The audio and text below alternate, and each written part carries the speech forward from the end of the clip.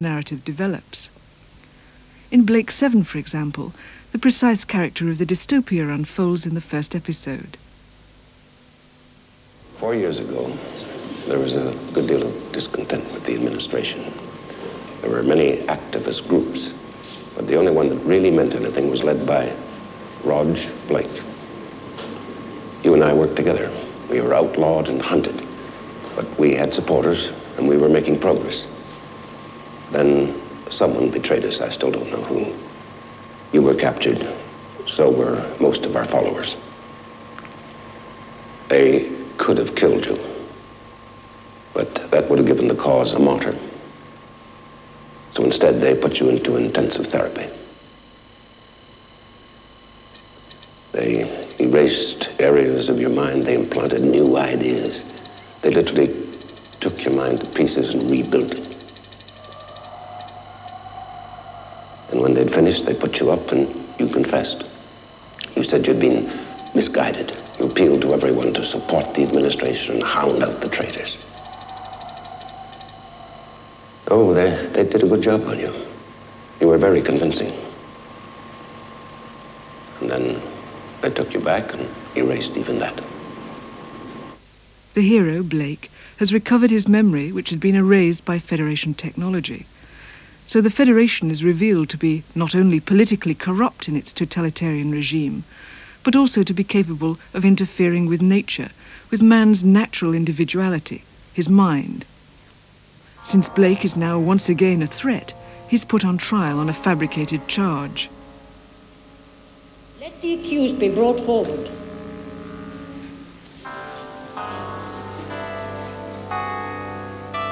Have you, the accused, been made aware of the charges that are laid against you? And do you fully understand the nature and gravity of those charges? Yes. Who speaks for the Federation? I do. Who speaks for the accused? I do.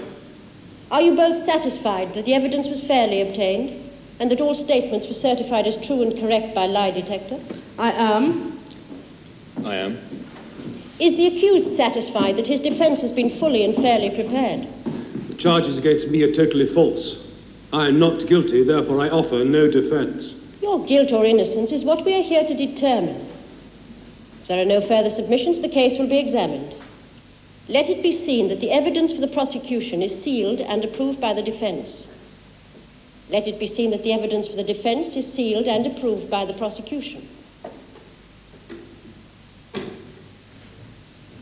Let the matter be assessed and may justice prevail. The trial, like the preceding sequence, indicates the Federation's misuse of power in destroying individual freedom and in distorting the rule of law.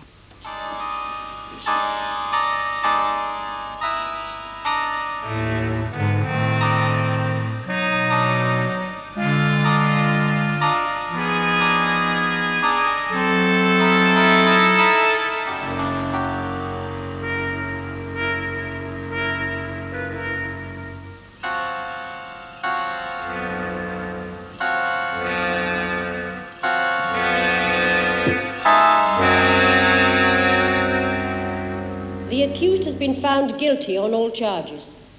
His crimes have been accorded a Category 9 rating and as such are adjudged most grave.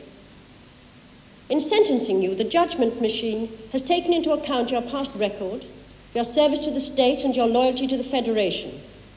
None of these have mitigated in your favor. It is the sentence of this tribunal that you be taken from this place to an area of close confinement. From there you will be transported to the penal colony on the planet Cygnus Alpha, where you will remain for the rest of your natural life. This matter is ended. I wish to make a statement.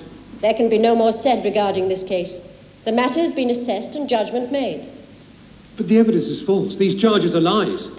If you have any complaint against the conduct of this tribunal, it must be directed through your advocate. You've got to listen to me. Both in the memory sequence and the trial, technology plays a key part. It's the Federation's control over new technology which gives it power, just as it's to be the taking of an alien technology in the form of the spaceship the Liberator, which allows Blake and his crew to fight back. Blake 7 shares with many other forms of science fiction a concern with themes of nature, technology and law.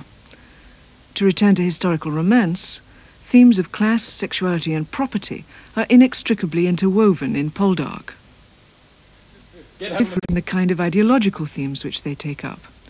They also differ in the ways in which they articulate similar themes and plots. For example, romance and sexuality themes make their appearance in both Blake's Seven and Poldark in the form of revenge plots.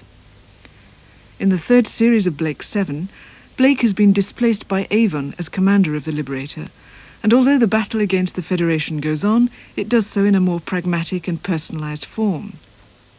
So Blake's rabble finally got freedom of choice. He won after all. Forget Blake. You have control of the Liberator now. There's no more powerful ship in the galaxy. You have Aurak. Avon, don't you see what that means? You tell me about it. You could rebuild it all. All those worlds could be yours, Avon. They're there for the taking. You and I could build an empire greater and more powerful than the Federation ever was or ever could have been. Now, Avon. At this moment, we can take history and shape it in our own image. Think of it. Absolute power. There is nothing you can imagine that we couldn't do. I am thinking of it. We can do it, Avon. I know we can. We'll be answerable to no one. Ours will be the only voice. Imagination, our only limit.